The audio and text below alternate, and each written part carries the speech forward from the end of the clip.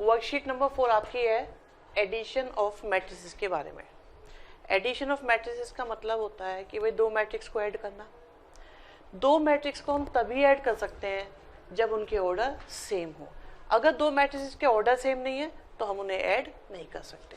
तो ऐड करने के लिए, सब्ट्रैक्ट करने के लिए पहली कंडीशन है, या कंपेयर करने के लिए, इक्वल करने के लिए भी आपके पास बेसिक कंडीशन क्या है कि दोनों का ऑर्डर होना चाहिए हमेशा सेम। अगर सेम नहीं तो हम कुछ नहीं कर सकते। फिलहाल देखो इसका ऑर्डर क्या है, इसमें रो कितनी 2 और कॉलम कितने 3, यहाँ पर रो कितनी 3, तो आप कह दो कैन नॉट बी ऐड। तो इनको हम ऐड कर ही नहीं सकते क्योंकि इनके ऑर्डर सेम नहीं है। नेक्स्ट देखते हैं, ये ए है और बी है। शायद क्वेश्चन में पूछा गया है कि आप ए प्लस बी निकालो, फिर कहते हैं बी प्लस ए निकालो, फिर कहते हैं बताओ इनसे आपको क्या पता चलता है। ए प्लस बी की बात आती है तो हम लोग पहले ये देखेंगे कि क्या इनके ऑर्डर सेम है या नहीं। तो 2 इंटू 3 ऑर्डर तो सेम है, इसका मतलब इनको हम ऐड कर सकते हैं। तो फर्स्ट में फर्स्ट, सेकंड में सेकंड, थर्ड में थर्ड, फिर इसी तरीके से। तो -1 प्लस 0 0 -2 2 प्लस 5 3 प्लस 1 1 माइनस 3 और 4 प्लस 1 से आ गया हमारे पास -1 -2 7 4 -2 और 5। ये तो a प्लस बी आ गया। अब एक काम करते हैं, b प्लस ए भी निकालते हैं। अगर b प्लस ए करेंगे तो पहले b फिर a, तो 0 -1 -2 प्लस 0 5 प्लस 2 1 प्लस 3 -3 प्लस 1 और 1 प्लस 4। यहाँ से आया -1 -2 7 4 -2 और 5। क्या a plus B B plus A के इक्वल है? अगर कभी ऐसा हो कि दोनों को इंटरचेंज करने पर हमने इन्हें पलट दिया तब भी कोई फर्क तो नहीं पड़ा। अब तुमको कैसा, ऐसा तो कभी फर्क पड़ता ही नहीं है। 2 प्लस 3 कर लो चाहे 3 प्लस 2 कर लो, कुछ चीजों में फर्क पड़ता है। ठीक है, अभी क्या है, इन्हें ऑर्डर को चेंज करने पे कोई फर्क नहीं पड़ा, तो हम ये कहते हैं कि ये आपके कम्यूट करते हैं। कम्यूट करने का मतलब होता है कि ये कम्यूटेटिव हैं। तो इससे कंक्लूजन निकल के आता है, जो क्वेश्चन में पूछा गया ना, व्हाट डू वी कंक्लूड, तो कंक्लूड हम ये करते हैं कि मैट्रिक्स का एडिशन कम्यूटेटिव होता है। कम्यूटेटिव होने का मतलब होता है कि इनके ऑर्डर को चेंज कर दें तो कोई फर्क नहीं पड़ता। अच्छा, कम्यूट करने का वैसे मतलब क्या होता है, ए से बी जाना या बी से ए जाना। ठीक है, कम्यूट करने का मतलब ये होता है ना, तो अगर हम ए से बी जाएं या बी से ए जाएं कोई फर्क तो नहीं पड़ रहा। तो यहाँ पर यही बताना चाह रहे हैं कि अगर a प्लस बी लें या b प्लस ए लें कोई फर्क नहीं पड़ता, तो इसे हम कम्यूटेटिव प्रॉपर्टी कहते हैं। ये प्लस के लिए कम्यूटेटिव है, मल्टीप्लाई के लिए भी हम इसे चेक करेंगे, डिवीजन के लिए भी चेक की जा सकती है, किसी भी चीज के लिए, माइनस के लिए भी चेक कर सकते हैं। और ये सब आपको सिखाया जाएगा फर्स्ट चैप्टर में बहुत ज्यादा डिटेल में। ठीक है, फिलहाल आप इतना ध्यान रखो कि ये कम्यूटेटिव होता है मैट्रिक्स का एडिशन। ओके, यहाँ तक। नेक्स्ट देखते हैं, a प्लस बी प्लस, ये बहुत बोरिंग सा लगता है मुझे ये सारा पढ़ाना, पर करना पड़ता है। यहाँ पर आप देख रहे हो पहले मैंने किस किस को ऐड करा, a प्लस बी को, और वहां पर मैंने किस किस को ऐड करा, b प्लस सी को। तो सुनो ध्यान से, एक छोटी सी बात बता रहा हूँ, मैंने यहाँ पर किस किस को एसोसिएट पहले किया, a और b को, और यहाँ पे किस किस को पहले एसोसिएट करना मतलब मिलाना, यही होता है एसोसिएशन का मतलब, मिलाना। तो मैंने यहाँ पे b और c को एसोसिएट किया, यहाँ पे पहले मैंने a और b को एसोसिएट किया, डिफरेंट चीजों को एसोसिएट किया। अगर ये दोनों इक्वल आ जाएं तो हम ये कहते हैं कि मैट्रिक्स एडिशन इज एसोसिएटिव। क्यों कहते हैं पता चला? क्योंकि उसमें एसोसिएशन डिफरेंट हो रहा है। पहले हो रहा है ए और बी का एसोसिएशन, फिर हो रहा है उसके साथ सी का। दूसरे वाले केस में क्या हो रहा है, बी और सी का हो रहा है, उसके साथ क्या हो रहा है फिर ए का। तो एसोसिएशन हम डिफरेंट करेंगे और तब भी रिजल्ट सेम आए, इसका मतलब मैट्रिक्स एडिशन एसोसिएटिव होता है। ठीक है, एसोसिएटिव प्रॉपर्टी को फॉलो करता है। पहले क्या कर रहे हैं हम, पहले एक काम करते हैं, हम a प्लस बी निकालते हैं, फिर c करेंगे। a प्लस बी की बात आई तो अब देखो a में b ऐड करा कितना आया 7, a में b को ऐड करा कितना आया 2 माइनस, एक काम करें लिख लें एक बार, तो ये आएगा 5 प्लस 2, फिर आएगा 2 माइनस 1 और 3 माइनस 3 और 4 प्लस 7 और 6 प्लस 3 और 8 प्लस 4। में किसको ऐड करेंगे, सी को करेंगे। सी कितना है 16989 -1। आप देखो यहाँ से क्या आ रहा है 7 आ रहा है, 7 + 1 करेंगे तो 8 आ रहा है, 1 + 6 करेंगे तो 7 आ रहा है, 0 + 9 करेंगे तो 9 आ रहा है, 11 + 8 करेंगे तो 19 आ रहा है, 9 + 9 करेंगे तो 18 आ रहा है, और 12 - 1 करेंगे तो 11 आ रहा है। अब बारी किसकी, a + b + c की। मतलब मैं किस किस को पहले साथ कर रहा हूँ, b और c को। तो अब आप क्या करेंगे, पहले a लिखा हमने, a हमारे पास है 5 2 3 4 6 8 के साथ में क्या आ रहा है b + c। ठीक है, b + c करें तो आएगा 2 + 1 -1 + 6 -3 + 9 और 7 + 8 और 9 + 3 और -1 + 4। तो आप देखो यहाँ से क्या आ रहा है 5 आ रहा है और यहाँ से क्या आएगा 3, मिलकर हो गया 8, 2 आ रहा है और यहाँ से 5 मिलकर हो गए 7, 3 आ रहा है और 6 आ रहा है, 3 और 6 मिलकर हुए 9, 4 आ रहा है और 15 आ रहा है मिलकर 19, 6 आ रहा है, 12 आ रहा है 18 और 8 आ रहा है और 3 आ रहा है, हो गए 11। तो आप कह सकते हैं a + b के साथ c से जो आया था वही आ रहा है a + b + c के साथ, और इसीलिए इसे हम क्या कह सकते हैं, एसोसिएटिव। क्वेश्चन आसान है, लेकिन ध्यान रखने वाली बात क्या है कि क्या होता है कम्यूटेटिव और क्या होता है एसोसिएटिव। ठीक है,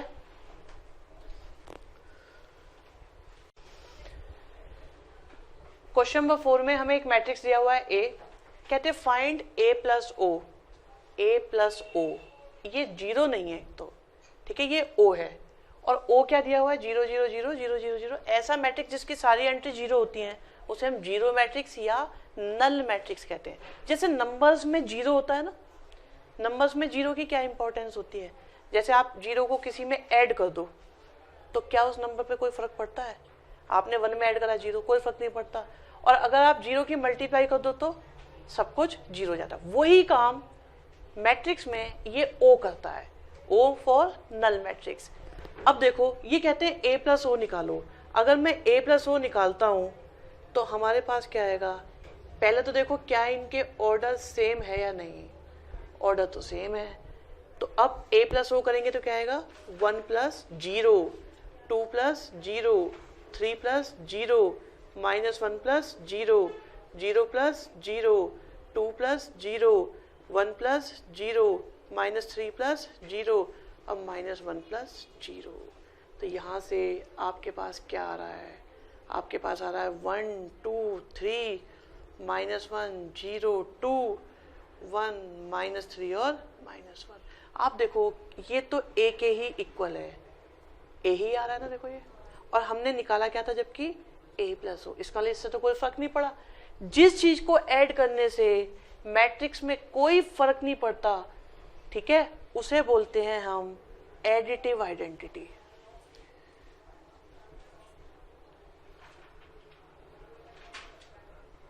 उसे बोलते हैं एडिटिव आइडेंटिटी। और जिस चीज की मल्टीप्लाई से कोई फर्क ना पड़े उसे बोलेंगे मल्टीप्लिकेटिव आइडेंटिटी। समझ में आया, कोई मुश्किल तो नहीं है, ये प्रॉपर्टीज सीख रहे हैं इस वक्त हम, ठीक है, इन्हें प्लस माइनस करना नहीं सीख रहे। अब इसके बाद बारी आती है A + -। आप देखो यहाँ कुछ अजीब सा काम हो रहा है, +- हो रहा है।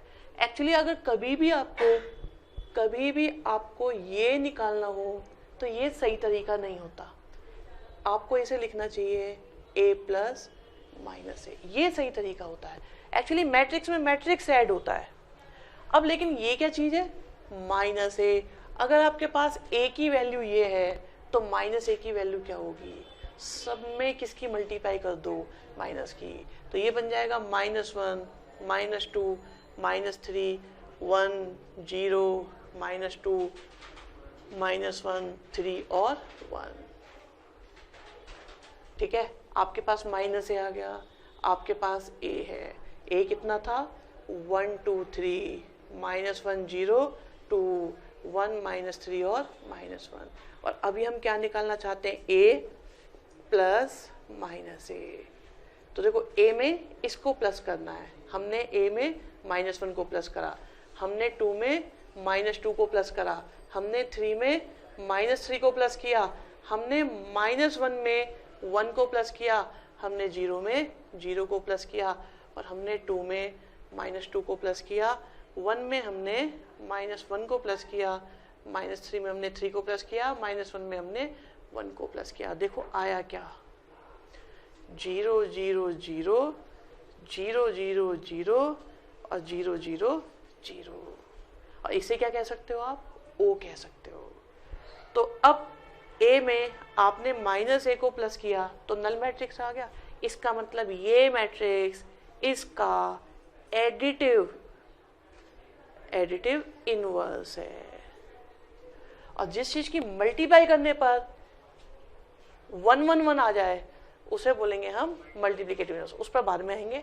फिलहाल जिसको ऐड करने पर नल मैट्रिक्स आ जाए उसे बोलते हैं एडिटिव इनवर्स, और ये हमेशा क्या आता है, माइनस में ही करके आ जाता है। ए के लिए -A आ जाता है, -A होता तो A आ जाता। सही में आ गई बात, कोई मुश्किल नहीं है। तो इन्होंने पूछा था एडिटिव इनवर्स, निकाल लिया हमने, A -A निकाल लिया हमने, और एडिटिव आइडेंटिटी निकाल ली हमने। क्वेश्चन नंबर 5 हमारे पास 2 इक्वेशंस दी हुई हैं और वो इक्वल टू में मैट्रिक्स की फॉर्म में है। इन्हें देख के बिल्कुल भी परेशान नहीं होना। आप लोगों ने 10th क्लास में मेथड पढ़ा था, लीनियर इक्वेशन 2 है, बिल्कुल उसी तरीके से सॉल्व करना है। आपको x और y दोनों फाइंड करने, उसी मेथड से करो। अब उस मेथड के अकॉर्डिंग क्या करोगे, दोनों को इक्वल करोगे, ऊपर किसकी मल्टीप्लाई 3 की, नीचे 2 की। अगर मैं यहाँ 3 की मल्टीप्लाई करता हूँ तो मेरे पास आएगा 6x प्लस, ठीक है, 9y, और 3 की मल्टीप्लाई राइट साइड में होगी सब में, तो कितना आएगा 6 9 12 और 0। अब नीचे किसकी मल्टीप्लाई करेंगे, 2 की, तो कितना बनेगा 6x और 4y, और 2 की मल्टीप्लाई करने से -4 2 और -10। क्या करें, माइनस कर लें। तो एक छोटी सी विनती है आप लोगों से, इसमें से माइनस करके प्लीज कट मत करना। पता है स्कूल में कट कर देंगे, कोई कुछ नहीं कहेगा, बोर्ड में दिक्कत आएगी। क्या दिक्कत आएगी वो सुनना, 6x और माइनस का 6x, फिर क्या आया 9y माइनस का 4y, और यहां करेंगे माइनस, कोई बात नहीं, तो आएगा 6 माइनस -4, सही है। फिर क्या आएगा 9 माइनस -4, फिर क्या आएगा 12 माइनस 2 और 0 माइनस -10। ठीक, इससे क्या आएगा, अभी आपको मैंने सिखाया था a प्लस -a क्या होता है, एडिटिव इनवर्स होता है। इससे आता क्या था, ओ याद आया। तो इससे क्या आएगा, इसे लिखने का बेस्ट तरीका तो ये है, और इससे आएगा O, और अब क्या आएगा 5y। आंसर में इतना सा भी फर्क नहीं पड़ेगा, फर्क पड़ेगा सिर्फ प्रेजेंटेशन में। ओके, तो यहां से क्या आ रहा है, मेरे पास 10 आ रहा है, 13 आ रहा है, 10 आ रहा है, और फिर से 10 आ रहा है। समझ में आ रहा है। अब अगर मैं 5 को उधर ले जाऊं, डायरेक्ट इसलिए नहीं काटते बेटा, क्योंकि एक्चुअली ये होता है, ये नंबर नहीं होता, ये एक मैट्रिक्स होता है। तो इनके कटने से सब कुछ खत्म नहीं हुआ, इनके कटने से O आया। बात सुनिएगा, अब गर्ग साहब ने पूछी है तो बता देते हैं। जब इन दोनों को साथ साथ करा, आपने देखा था थोड़ी देर पहले हमने क्या किया था, a प्लस -a, तो क्या आया था, O आया था। O में क्या आया था, 0 0 0 0। अगर उस 0 0 0 को मैं प्लस करूं तो कोई फर्क पड़ेगा, क्या बन जाएगा, ये 5y बन जाएगा। ये हो रहा है वहां पर, ठीक है, ये 0 नहीं है, ये O है, ये O है, इसका मतलब इसमें सब कुछ 0 है, और 0 को प्लस करने पर कोई फर्क नहीं पड़ा। ये हुआ है एक्चुअल में, लेकिन क्योंकि 0 की कैलकुलेशन थी इसलिए हमें ज्यादा पता नहीं लगता कि इससे फर्क क्या पड़ रहा है, क्योंकि आंसर तो सेम आ जाता है। आप देखो 5y आ गया हमारे पास, अब 5 को मैं उधर ले जा रहा हूं, तो इसका भी तरीका देखोगे आप, सही तरीका बताऊं, 1/5 लिखो।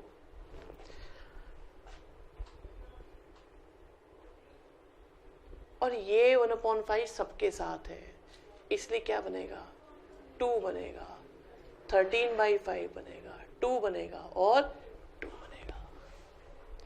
आ गया समझ में? ओके बिल्कुल ठीक है। लेकिन अभी तो y निकाला है, अब क्या निकालना है, x निकालना है। अच्छा एक एग्जैक्ट 100% एक्यूरेट मेथड बताऊं तुम्हारे को प्रेजेंटेशन के साथ। ये 2x + 3y है, मान लो ये a लिखा है, ओके ध्यान से समझना, मन कर रहा है इसलिए बता दिया है। 2x + 3y किसके इक्वल, a के। अब तुम्हें निकालना क्या है, x निकालना है। सही तरीका सीखना चाहते हो तो आपके पास है 3y, आपने -3y करा दोनों साइड। आप कहोगे सर ये नहीं करते, इसे उधर ले जाते तो ये अपने आप ही हो जाता, ये उधर नहीं जाता, इन दोनों से क्या आएगा, ओ वेरी गुड। और ये है मेरे पास a - 3y, ठीक है। और o को ऐड करूं कोई फर्क पड़ता है, तो ये क्या बन गया, 2x बन गया। और 2 को उधर ले जाएंगे तो बाद में वो अपॉन में आ जाएगा। ये एक्चुअल तरीका होता है इस तरीके से लिखने का। इसमें क्या करा हमने, दोनों साइड। एक खास बात और, -3y तुमने इधर राइट साइड में लिया ना, तो वहां पर भी राइट साइड में लेना चाहिए। अगर इसे मैं इधर लिखता तो उसमें भी मैं इधर लिखता। इसे लेफ्ट कैंसिलेशन लो, राइट कैंसिलेशन लो, ये सारे होते हैं, बट ये है कि काम चल जाता है, उसमें फर्क नहीं पड़ता। नंबर सिस्टम जो आप लोग करते आए हैं वो होता है रियल नंबर सिस्टम, और ये है मैट्रिक्स एडिशन, दोनों में माइनर सा डिफरेंस है। अब देखो ए आपके पास क्या है, ए हमने किसे माना था, 2 3 4 0, और y में किसकी मल्टीप्लाई करूं, -3 की। y कहाँ है, ये रहा। अब इसमें अगर -3 की मल्टीप्लाई करूंगा तो -6, -3 की मल्टीप्लाई करूंगा तो -39/5, -3 की मल्टीप्लाई करूं और -3 की मल्टीप्लाई करूं, तो ये क्या आ रहा है, 2x आ रहा है। और आप देखो 2 - 6 से कितना आया, -4। यहाँ से क्या आ रहा है, 5 3 जा 15, तो ये आएगा 15 - 39/5। और यहाँ से क्या आया, -2, और यहाँ से क्या आया, -6। थोड़ा सा सिंप्लीफाई करा तो -2, और यहाँ से कितना आ रहा है, -14 या 24, -24/5, और -2 और -6। तो इसलिए x इज इक्वल टू कितना हो जाएगा, 1/2 -4 -24/5 -2 और -6। 2 से करा तो कितना आया, -2 -12/5 -1 और -3। आपके पास x भी आ गया और आपके पास y भी आ गया। क्वेश्चन नंबर 6 में हमारे पास एक मैट्रिक्स दिया हुआ है A, मैट्रिक्स B और मैट्रिक्स C। कुछ अलग तरीके से दिए हुए हैं, थोड़े डिफरेंट से हैं। तो इसका मतलब क्या है पता है, अगर कभी मैट्रिक्स इस फॉर्म में दिया हो तो समझ जाओ कि वो डायगोनल मैट्रिक्स है। और डायगोनल मैट्रिक्स का मतलब क्या होता है कि एलिमेंट सिर्फ डायगोनल में ही है और कहीं है ही नहीं। आप देखो हमने बनाया है ये 2 -5 और 9, डायगोनल तो पता है यही होता है, इसके अलावा सब 0 है। समझ में आ गया। और अगर मैं B की बात करूं, अब आप बोल सकते हो आराम से, B में आपके पास 1 आएगा, फिर से यहाँ पर 1 आएगा, यहाँ -4 आएगा, इसके अलावा सभी 0 आ जाएंगे। ओके। C पार्ट में हमारे पास है -6 3 और 4, और इसके अलावा सभी आपके पास 0 हैं। अब A आ गया, B आ गया, C आ गया। अब तो उस क्वेश्चन में कुछ नहीं है, आपको निकालना है 2A + 3B - 5C।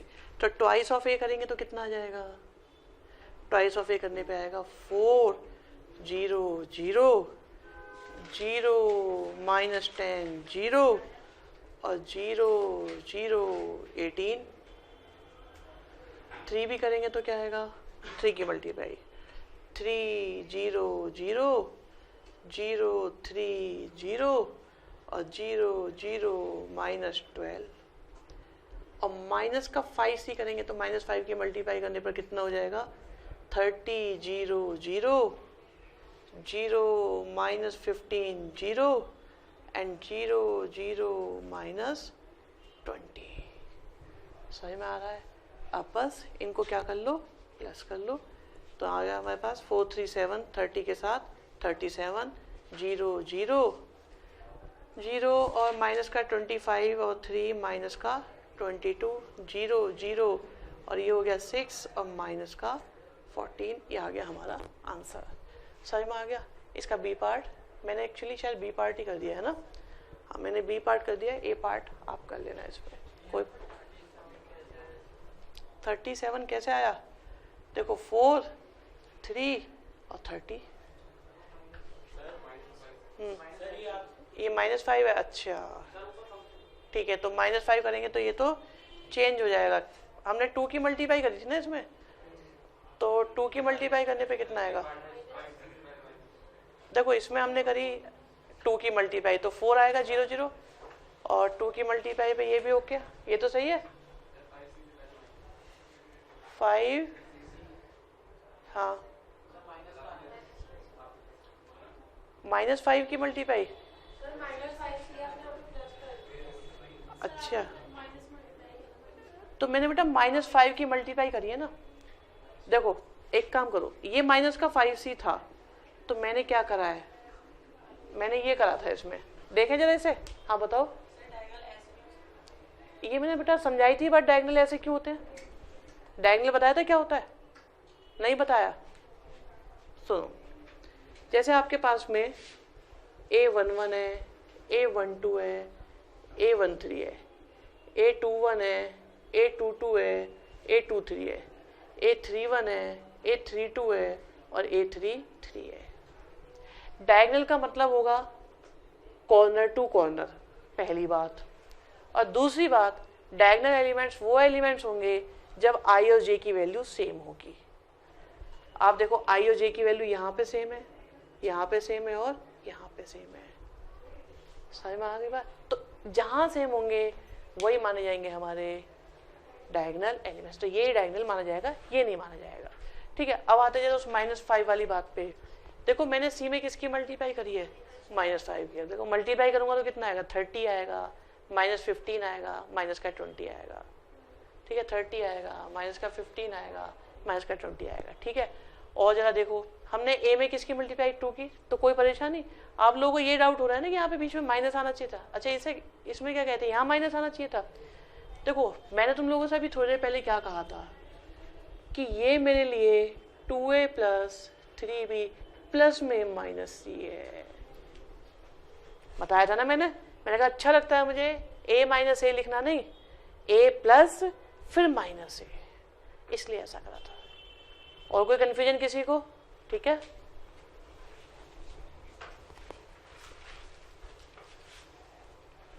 Question number 7 में 2a + b + x = o दिया हुआ है। a गिवन है, b गिवन है, हमें x की वैल्यू फाइंड करनी है। सिंपल तरीके से स्टार्ट करते हैं।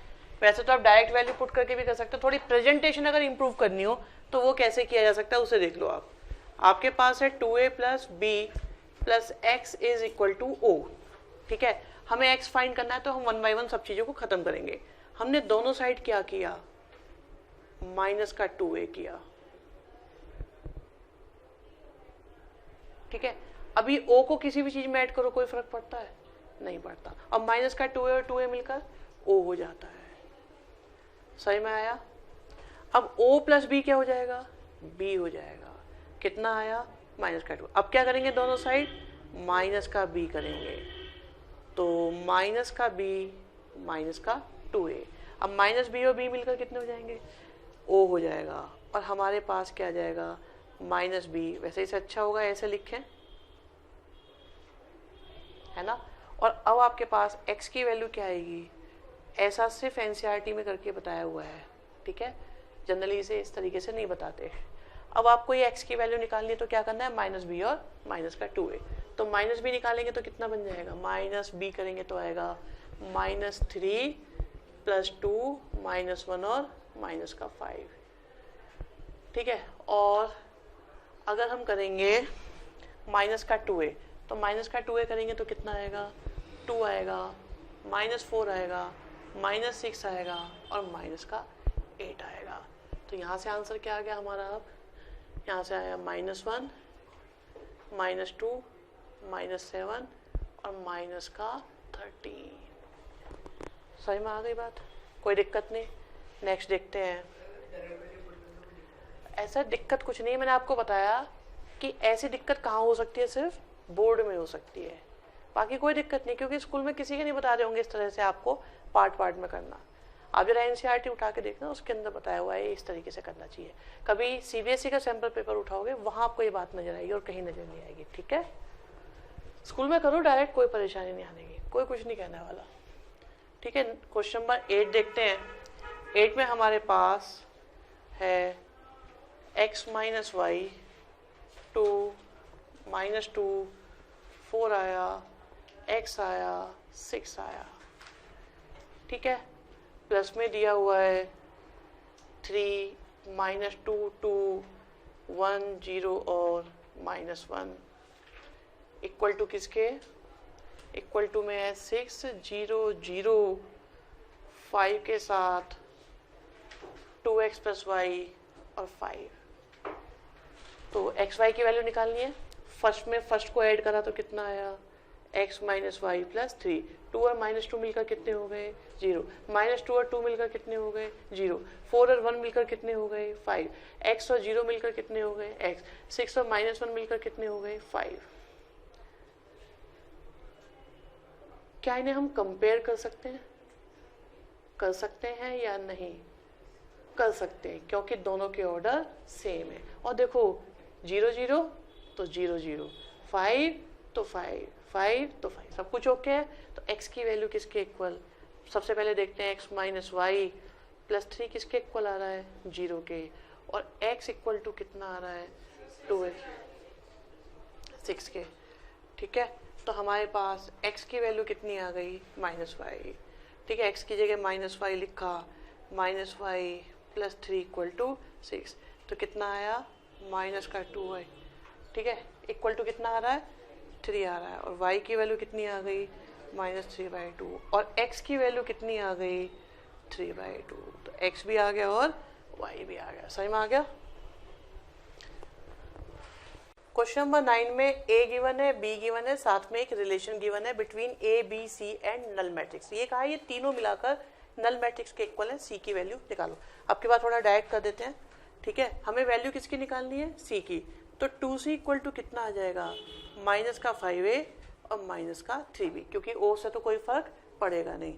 तो हम यहाँ से क्या करते हैं, -5a लेते हैं। -5a करेंगे तो कितना आएगा, -45 -5 -35 -20।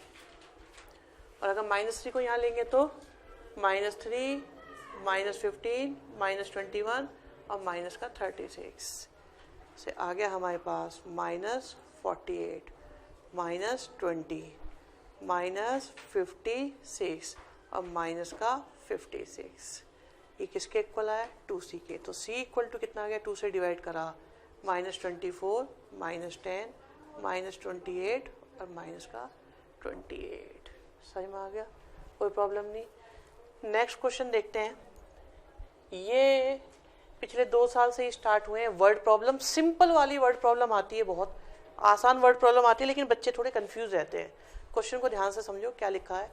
उन्होंने कहा कि एक स्कूल है जिसके अंदर एक तो प्रिंसिपल है और टीचर्स हैं हमारे पास 40, HOD हेड ऑफ डिपार्टमेंट हैं आपके पास 5 और पियन है हमारे पास 10।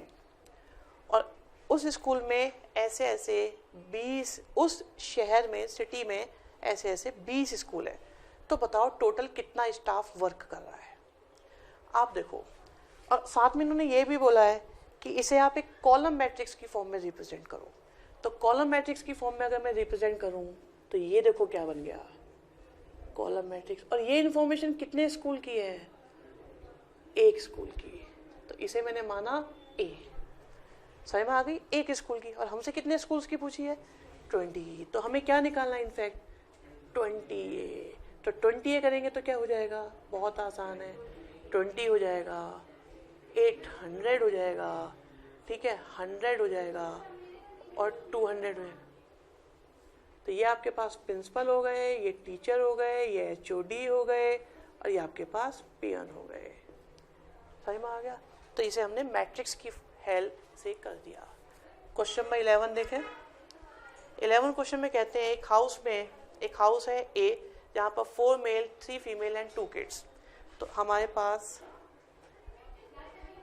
मेल, फीमेल एंड किड्स ये दिए हुए हैं हमारे पास 4, 3 और 2।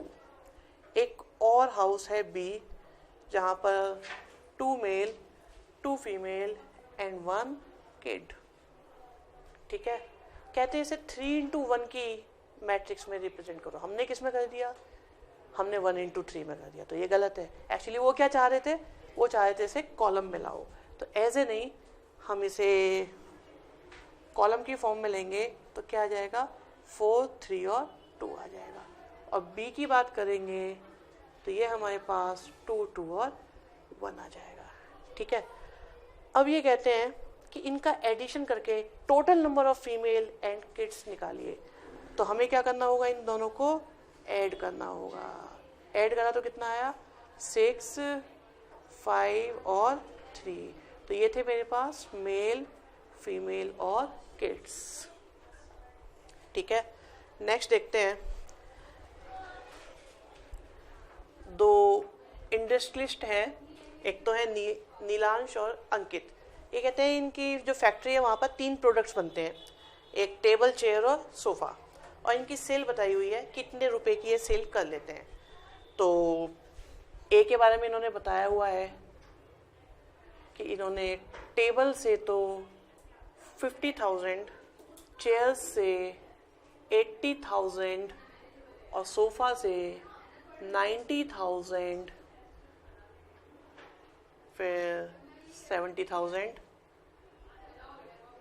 40,000 एंड 60,000। वो बता रहे हैं कि ये जो ए है ये अगस्त की सेल है, अगस्त 2012 की। और जो ऊपर वाली लाइन है ना, ये ऊपर वाली लाइन शो कर रही है कि नीलांश ने कितनी सेल करी, और नीचे वाली लाइन किसकी शो कर रही है? अंकित ने कितनी सेल करी। तो अगस्त में नीलांश ने ये तो बेचे थे आपकी टेबल, चेयर और सोफ़ा। अब नेक्स्ट टाइम इन्होंने बताया है कि सितंबर 12 में इनकी क्या सेल रही।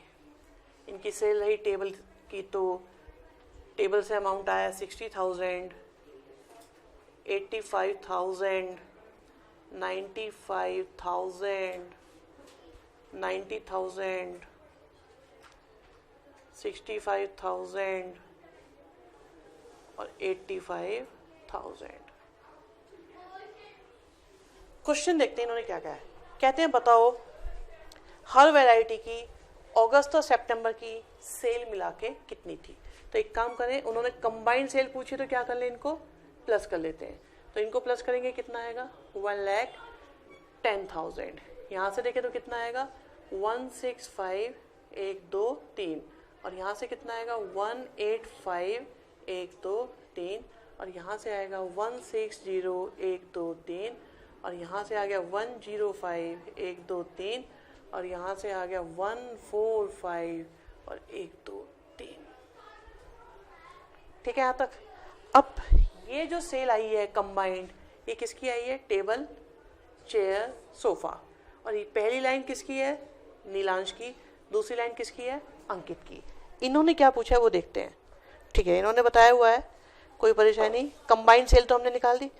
कहते हैं बताओ अगस्त से सितंबर में कितना चेंज हुआ। चेंज, आपकी जेब में अगस्त में 10 रुपये थे, आपकी पॉकेट में सितंबर में 15 रुपये हो गए, तो कितना चेंज हुआ? कैसे पता लगा? माइनस करके। तो आपको पता लगाना है चेंज। तो चेंज निकालने के लिए क्या करना पड़ेगा? हमें B माइनस ए करना पड़ेगा। समझ में आया क्यों कर रहे हैं B माइनस ए? ठीक है, इस तरह का क्वेश्चन आता है बोर्ड में। होता बहुत ईजी है, लेकिन सोचना खुद पड़ता है। अभी b माइनस ए करें तो कितना आ रहा है 10,000, 5,000, फिर आया अगेन 5,000, यहाँ से आता है 20,000, देन 25,000 और उसके बाद 25,000। इससे पता चल रहा है कि अंकित ने काफ़ी ज़्यादा फायदा उठाया है। अब इसके बाद कहते हैं if both industrialist receive 3% profit on gross rupee sale, compute the profit for each industrialist for each variety in September. ये थोड़ा अच्छा है। देखिए वो कहते हैं प्रॉफिट हुआ कितना 3%। 3% किसका, कॉमर्स वाले बताएंगे 3% किसका, सेल का। भाई जितनी सेल हुई है उस पर 3% उन्हें प्रॉफिट हुआ है। तो कैसे निकालेंगे, हमें बस इसका 3% निकाल देना है। तो क्या करो 3% ऑफ सितंबर हमें फाइंड करना है। अभी सितंबर में कितनी सेल हुई है उसे हमने किससे रिप्रेजेंट करना है, बी से। तो हमें क्या फाइंड करना है 3%। परसेंट का मतलब कितना होता है 3/100। ऑफ क्या करना है बी, तो बी में किसकी मल्टीप्लाई करनी है 3/100 की। ये है बोर्ड वालों के फेवरेट क्वेश्चन। ये सोचना हमें है पर कैलकुलेशन इजी है। तो अब आपको क्या करना है, बी में 3/100 की मल्टीप्लाई करो। तो देखो अगर मैं बी में 3/100 की मल्टीप्लाई करता हूँ तो 2 तो 0 चले जाएंगे, बचेगा क्या 3 × 600। समझ में आई ये बात, नहीं आई? अब देखो फिर यहाँ पे करेंगे तो 2 0 तो चले गए, बचेगा कितना 3 × 850। फिर करेंगे तो 3 × 950, देन 3 × 900 और फिर आएगा 3 × 650 इन लास्ट 3 × 850। और ये पहली लाइन किसका प्रॉफिट है, नीलांश का। दूसरी लाइन किसका प्रॉफिट है, अंकित का। ये नीलांश को टेबल को बेचने पे जो प्रॉफिट हो रहा है वो है, ये नीलांश का चेयर वाला प्रॉफिट है, ये सोफे वाला। इसी तरीके से अंकित के टेबल, चेयर और प्रॉफिट के ये सोफे के प्रॉफिट है। ठीक है, यही निकालना था बस। ओके, क्वेश्चन नंबर 13 थोड़ा खास क्वेश्चन है। कहते हैं कि किसी क्लास में सपोज जैसे बीटेक या 12th की बात कर रहे हैं, कहते हैं वहाँ पे 2 एग्जाम होने थे, एक फर्स्ट टाइम के और एक सेकंड टाइम के। और उसमें ये कहा गया कि राकेश और अनिल के मैथ्स, फिजिक्स, केमिस्ट्री और इंग्लिश के ये मार्क्स हैं, ये सेकंड सेम के मार्क्स हैं। जैसे फर्स्ट ड्यूटी और सेकंड ड्यूटी मान सकते हो, फर्स्ट टर्म और सेकंड टर्म। फिर ये डिसाइड करा गया स्कूल वालों ने कि भाई जो फर्स्ट टर्म हुआ था उसकी वेटेज तो रहेगी 40% और सेकंड टर्म की वेटेज रहेगी 60%। तो बताओ उनको ओवरऑल क्या स्कोर मिला। ठीक, तो आप देखो हम एक काम करते हैं, इसको हमने मान लिया मैट्रिक्स ए और इसको हमने मान लिया मैट्रिक्स बी। ए मैट्रिक्स की कितनी वेटेज चाहिए आपको 40%, तो हमें 40% तो चाहिए ए से और हमें 60% चाहिए बी से, और इससे आ जाएगा हमारा ओवरऑल स्कोर। अभी 40% का मतलब कितना हो गया 40/100। ठीक है, ऑफ ए।